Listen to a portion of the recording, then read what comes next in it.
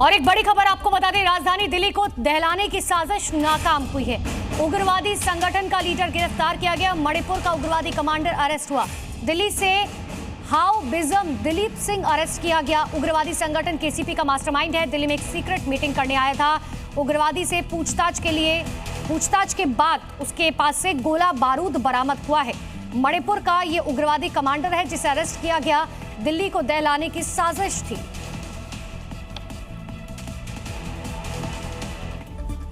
उत्तर भारत के कई शहर इन दिनों भीषण गर्मी और लू की चपेट में हैं। आसमान से बरस रही आग मानो सब कुछ झुलसा देने को तारों को। इसकी चपेट में सबसे अधिक उत्तर प्रदेश के कुछ जिले और राजस्थान के जिले हैं।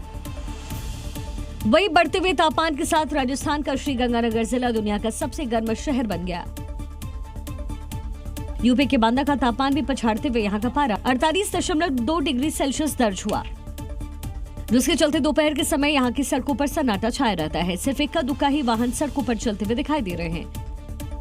वही तेज धूप और लू के थपेड़ों ने उत्तर प्रदेश, हरियाणा और एमपी के कुछ राज्यों का हाल भी बेहाल किया हुआ है।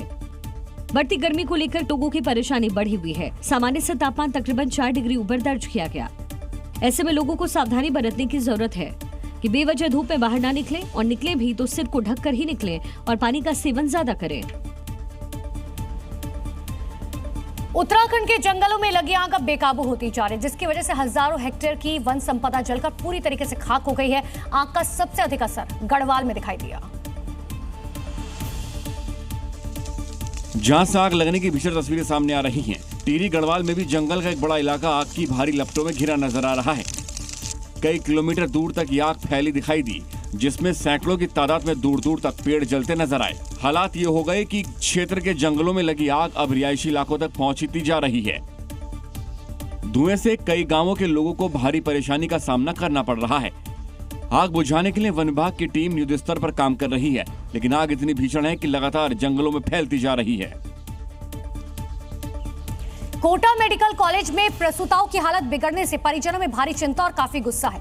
अस्पताल में भर्ती मरीजों की सही जानकारी न मिलने से परिवार लगातार परेशान है। इसी बीच एक मासूम बच्चे का अपनी मां को लेकर रोते हुए गुहार लगाने का मामला सामने आया। सुपर स्पेशलिटी वार्ड में मशीनों की आवाज के बीच कुछ मासूम आंखें हर दिन अपनी मां के जागने का इंतजार कर रही हैं। बच्ची त्रिशा एडीएम सिटी के सामने पहुंची और जोर जोर से रोने लगी। बच्ची ने रोते हुए कहा, मुझे मम्मी की बहुत याद आती है, रात को नींद नहीं आती। मुझे उनकी बहुत याद आती है।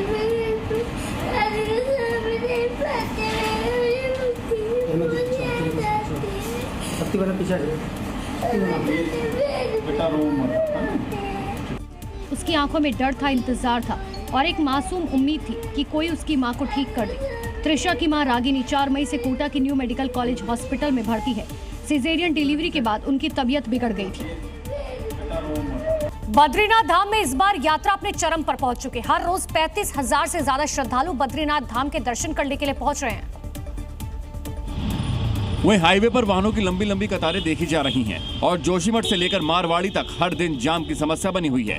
बद्रीनाथ धाम की पार्किंग से लेकर माणा गांव तक सिर्फ गाड़ियों की लाइन नजर आ रही है। भगवान बद्री विशाल के दर्शन के लिए श्रद्धालुओं की करीब 5 किलोमीटर लंबी कतार हर टाइम लगी हुई है। यात्रियों की सुविधा के लिए बनाए गए रेन शेल्टर के बाहर भी यात्रियों की कतार लगी हुई है। कपाट खुलने के 1 महीने के अंदर 6,50,000 से ज्यादा श्रद्धालु भगवान बद्रीनाथ के दर्शन कर चुके हैं, जो इस साल यात्रा का रिकॉर्ड है।